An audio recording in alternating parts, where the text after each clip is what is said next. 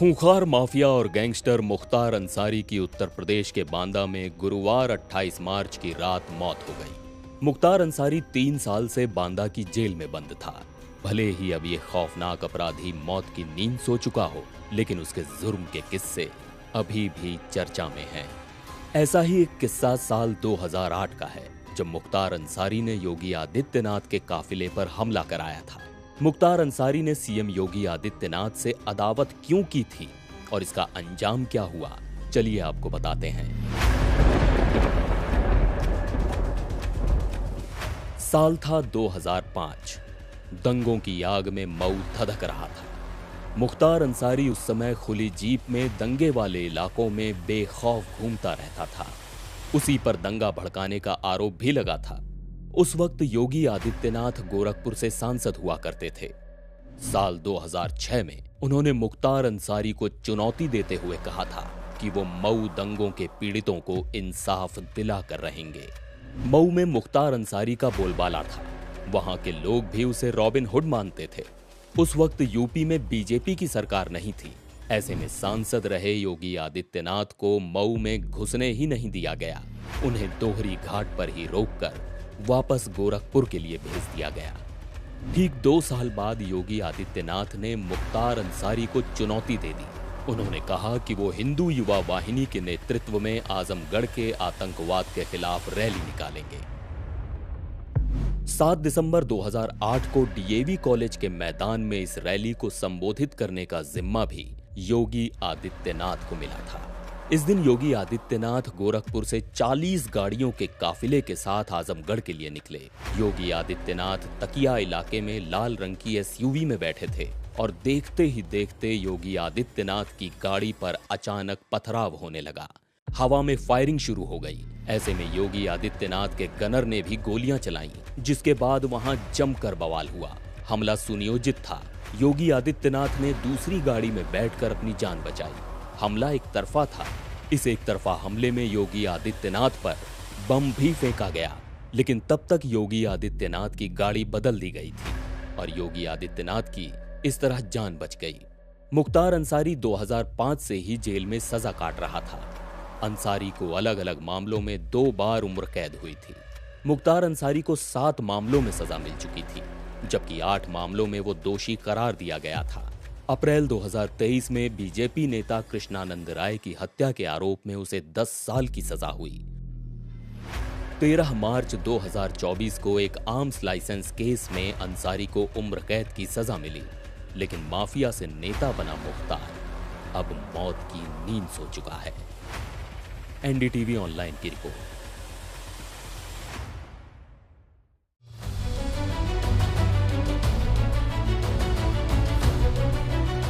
Mafia Mukhtar Ansari सुपुर्द खाक हो गया है। आज 30 मार्च को सुबह 10 बजे कालीबाग कब्रिस्तान में मुख्तार अंसारी के पार्थिव शरीर को दफनाने की रस्म की अदायगी हुई। उसके जनाजे में बड़ी संख्या में भीड़ उमड़ी। माफिया मुख्तार अंसारी अपनी माँ बाप की कब्र के पास दफनाया गया है। माफिया की मौत के बाद उसकी कब्र खोदने वालों का भी जिक्र होने लगा है। सोशल मीडिया पर मुख्तार अंसारी की कब्र की खुदाई का वीडियो अपलोड किया जा रहा है और वो जमकर वायरल भी हो रहा है। इस सब के बीच माफिया मुख्तार अंसारी की कब्र खोदने वाले 3 मजदूरों की भी चर्चा हो रही है। इसकी वजह ये है कि तीनों ही मजदूर हिंदू हैं। इनका नाम नगीना, संजय और गिरधारी है।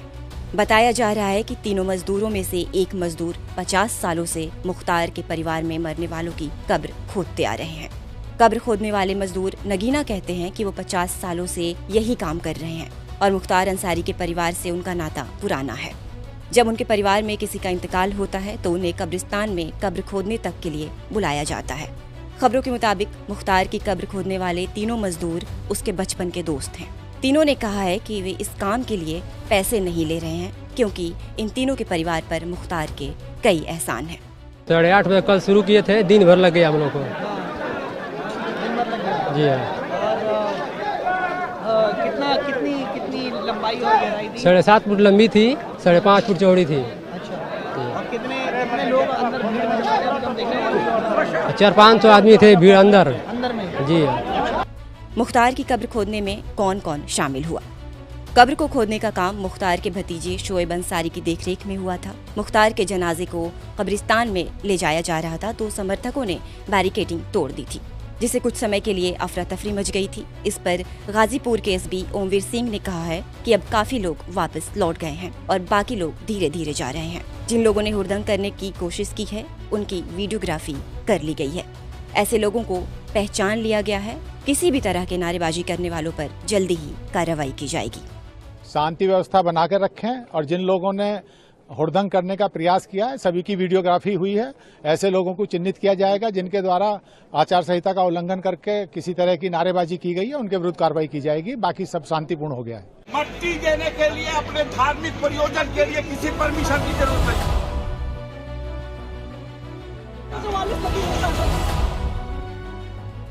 मुख्तार अंसारी के शव को शनिवार गाजीपुर जिले के मोहम्मदाबाद कब्रिस्तान में सुपुर्द खाक कर दिया गया। इससे पहले उनका जनाजा निकला जिसमें हजारों लोग शामिल हुए। वहीं अब मुख्तार के सुपुर्द खाक होते ही उनके भाई सांसद अफजाल अंसारी का एक वीडियो सामने आया है। इस वीडियो में मुख्तार अंसारी को दफनाने के दौरान सांसद अफजाल अंसारी और गाजीपुर के डीएम आरिका अखौरी के बीच जबरदस्त बहस होते देखा जा सकता है। कुछ भी हो, आप हमारी मट्टी देने के लिए हमको तो आप करिए, आप करिए। मट्टी देने के लिए अपने धार्मिक प्रयोजन के लिए किसी परमिशन की जरूरत नहीं है। कस्बा नहीं, जहाँ के भी कोई मट्टी देना चाहेगा वो देगा। इसकी कोई परमिशन दुनिया में कोई नहीं लेता, नहीं लेगा। 144 के बाद भी किसी की मट्टी और जनाजे के लिए आप नहीं रोक सकते। बताया जा रहा है कि ये बहस मुख्तार अंसारी की कब्र में मिट्टी डालने को लेकर हुई थी। वहां मौजूद सभी लोग कब्रिस्तान में जाना चाहते थे। धारा 144 लगने के चलते डीएम ने जो परिवार के लोग नहीं हैं उन्हें रोकने के लिए कहा, जिस पर अफजाल ने कहा कि कब्र में मिट्टी डालने से कोई नहीं रोक सकता। इस पर डीएम आरिका अखौरी ने कहा कि जिन लोगों ने नारेबाजी की है उन पर कार्रवाई की जाएगी। वो नेचुरल है, वो आते ही, बट जिन्होंने नारेबाजी की है उन सबकी वीडियोग्राफी कराई गई है और सबके विरुद्ध कार्रवाई करेंगे, क्योंकि हम बार बार अनाउंस भी कर रहे थे आदर्श आचार संहिता है तो उसके अनुरूप सबको आचरण रखना चाहिए। जिसने भी उल्लंघन किया है उसके विरुद्ध विधिक कार्रवाई होगी, उसके विरुद्ध मुकदमा दर्ज कराया जाएगा। जिंदाबाद के नारे लगाए गए। अभी आपको मैंने बताया कि वीडियोग्राफी कराई गई है, उसका अवलोकन करके जिसने नारा लगाया है, जो नारा लगाया है उसके विरुद्ध हम लोग एफआईआर दर्ज कराएंगे। बीते 2 दिनों से सबसे ज्यादा जो नाम चर्चा में है वो है पूर्वांचल का माफिया मुख्तार अंसारी। गुरुवार को मुख्तार अंसारी की हार्ट अटैक से मौत हुई, जिसके बाद से लगातार मुख्तार अंसारी के बारे में बात की जा रही है। हर जगह मुख्तार अंसारी का ही नाम सुनाई दे रहा है, लेकिन इस शोर के बीच मुख्तार अंसारी की पत्नी का क्या? कहाँ है मुख्तार अंसारी की पत्नी? आखिर कब आएगी वो सबके सामने? ये सवाल कई लोगों के जहन में उठ रहे हैं। आखिर कौन है मुख्तार की पत्नी और किस मामले में पुलिस उसे ढूंढ रही है, बात करेंगे इस वीडियो में। नमस्कार, मैं हूं जारू पारिक और आप देख रहे हैं एनडीटीवी इंडिया। मुख्तार की पत्नी आफशा भी कोई साधारण नागरिक नहीं है, बल्कि वो गैंगस्टर एक्ट समेत कई मामलों में वांटेड है और करीब 1 साल से फरार चल रही है। पुलिस पिछले साल से उसकी तलाश में जुटी है और अब तक करीब 75,000 के इनाम का ऐलान भी कर चुकी है, मगर अभी तक उसका कोई सुराग हाथ नहीं लगा है। आफशा अंसारी पर गाजीपुर, मऊ से लेकर लखनऊ तक मामले दर्ज हैं। उसकी तलाश में यूपी ही क्या दिल्ली की पुलिस भी लगी है, मगर पुलिस को इस कोशिश में आफशा तो नहीं, सिर्फ निराशा ही मिली है। माफिया मुख्तार की पत्नी वैसे तो अपने आप को हाउसवाइफ बताती है, मगर उसके खिलाफ कई संगीन मामले दर्ज हैं, जिनमें से जो सबसे बड़े मामले हैं उनमें से एक 2019 का है। 2019 में आफशा के खिलाफ छावनी लाइन में बबेड़ी में जमीन हड़पने के मामले दर्ज हैं। साल 2022 में उसके खिलाफ मऊ में गैंगस्टर एक्ट के तहत मामला दर्ज हुआ। आफशा यूसुफपुर मोहम्मदाबाद के दर्जी मोहल्ले की रहने वाली है और ये गैंगस्टर एक्ट उसके खिलाफ तब लगा जब मऊ के दक्षिण टोला में रैनी गांव के पास विकास कंस्ट्रक्शन नाम की एक कंपनी बनाई गई और वहां पर जमीन खरीदकर निर्माण किया गया। ये कंपनी 5 लोगों के नाम पर दर्ज थी। इन 5 लोगों में आफशा का नाम भी शामिल था। जब इस मामले की जांच की गई तो पता चला कि ये जमीन पट्टे में अनुसूचित जाति के लोगों को दी गई थी और जबरन इसकी रजिस्ट्री करवा ली गई थी। इस मामले में जब सुनवाई हुई तो आफशा कोर्ट में पेश नहीं हुई, जिसके बाद उसके खिलाफ लुकआउट नोटिस जारी किया गया। इसी मुकदमे को आधार बनाकर साल 2022 में उसके खिलाफ गैंगस्टर एक्ट लगाया गया था। अब बार बार कोर्ट में पेश न होने के बाद उस पर और 25,000 के इनाम की घोषणा की गई। यही नहीं, मऊ पुलिस ने तो उसे भगौड़ा तक करार दे दिया है। अब जब पति इतना बड़ा माफिया रहा तो पत्नी भी कहां पीछे है। शाइस्ता परवीन के बाद आफशा दूसरी लेडी डॉन है जिस पर 50,000 का इनाम घोषित किया गया था। और सिर्फ आफशा ही नहीं बल्कि उसके परिवार के और लोगों के खिलाफ भी आपराधिक मामले दर्ज हैं। आफशा के भाई आतिफ रजा उर्फ शर्जील रजा और अनवर शहजाद भी कथित तौर पर फरार अपराधी हैं।